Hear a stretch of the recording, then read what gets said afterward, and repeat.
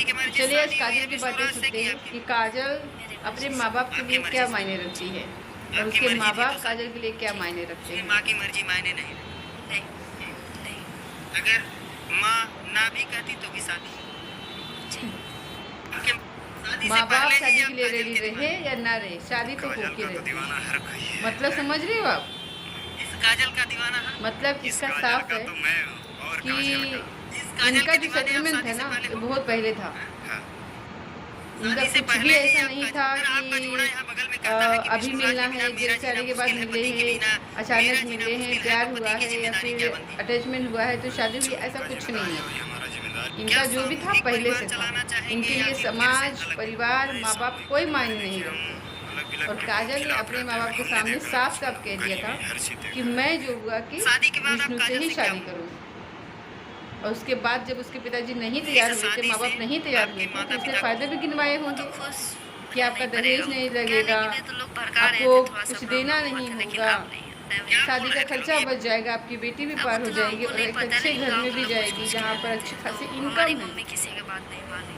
तो माँ बाप तैयार हो गए होंगे तो चलो भैया खर्चा तो बच रहेगा कम से कम, क्योंकि अभी भी एक लड़के की शादी किए थे, खर्चा सब उसी में हो चुका था। तो इसकी शादी के लिए खर्चा तो था नहीं, तो इसी में काम चला लिया।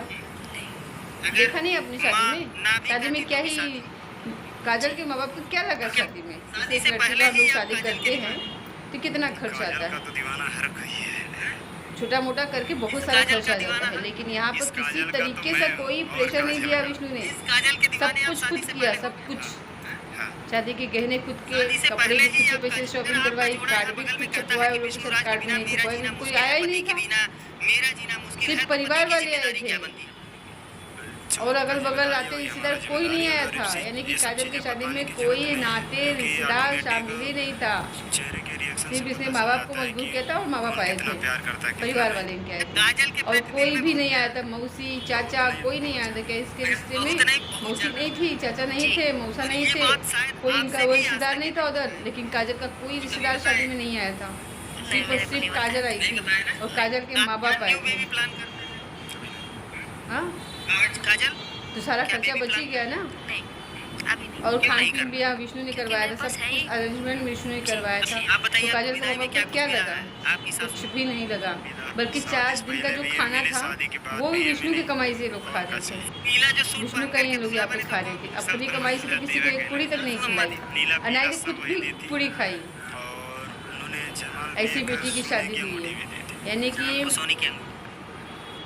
देख सकते हैं कितना घिर सकते हैं लोग। मतलब कि एक बेटी को जहाँ एकदम खर्चा ना हो इसलिए यहाँ पे शादी कर दी, एक ऐसे लड़के से शादी कर दी जो खुद क्रिमिनल है। उसके ऊपर पत्नी के मर्डर का केस है और उसके ससुराल वाले अभी भी उस केस को मानते हैं क्या इसी ने मेरी बहन को मारा है, और केस अभी भी है। चाहे तो अभी दोबारा वो ओपन कर सकते हैं। वो ऐसी लड़की से शादी करवा, अगर वही मालती के घर वाले अगर केस वापस ना लेते तो ना ही विष्णु आता, नहीं तो शादी होती है। तो काजल के घर वाले अगर शादी के लिए तैयार हुए तो वो सिर्फ पैसे के लिए तैयार हुए थे कि इस लड़की की शादी में पैसे नहीं लगेगा और ये बला भी टल जाएगी, क्योंकि ये मनमानी थी, सुनती नहीं थी, बदतमीज थी। तो ऐसे लड़की को कोई घर में भी तो रखना नहीं चाहेगा। आसानी से पार हो रही थी तो उन्होंने भी कहा कि चलो पार हो जाने दो। और यहाँ पे आके इतनी महान बातें कर रही है और आप लोग को कितना लोग कहते कि भोली है, उम्र कम। अरे उम्र भर कम भोली ऐसा कुछ नहीं है। और ऐसा कुछ होता तो इतनी बड़ी बातें करती, वैसे ऐसी बातें करती, सौतन रखने की बातें करती। हाँ देख लीजिए कितनी दिमाग कितनी तेज तर्रार है, वो किस तरीके से बातें करती है। शायद खाना बनाने से पहले कह रही थी कि मेरा बाबू क्या खाएगा, मेरे बाबू के पसंद का खाना बनेगा। लेकिन खाना बनने के बाद बाबू को कहीं नजर ही नहीं आया, युवराज से कहीं नजर ही नहीं आया। विष्णु को हाथ से खाना खिला रही है, हाथ से खाना खिलाते हुए वीडियो बन रहा है। विष्णु नखरे दिखा रहा है कि नहीं मुझे हाथ से खाना खिलाओ तब तुमको नेग मिलेगा। महादेव को खाना खिला करके नेग ले रही है, लेकिन युवराज को अपने हाथ से खाना खिलाते हुए दिखी? पहले रसोई जब उसने बनाया तो अपने हाथ से युवराज को खाना खिलाते हुए दिखी? बिल्कुल नहीं दिखी। सिर्फ नाटक ये सब उसका रहता है, कोई इसमें हकीकत नहीं है। उसके खुद के बच्चे जब हो जाएंगे किसी पत्रकार ने पूछा काजल से, खुद के बच्चे को पैदा करना चाहेंगे, तो कह रही कि अभी नहीं। तो ठीक है अभी नहीं, लेकिन करेंगी ना, करोगी ना। तो उस दिन कहाँ जाएगा युवराज? उस दिन तो और तुम मुझसे नफरत करोगी, दरअसल ऐसा करोगी।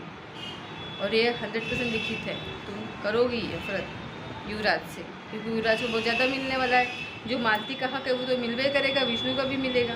तुम नफरत ही करोगी उससे, और विष्णु को भी नफरत करने के लिए मजबूर करोगी।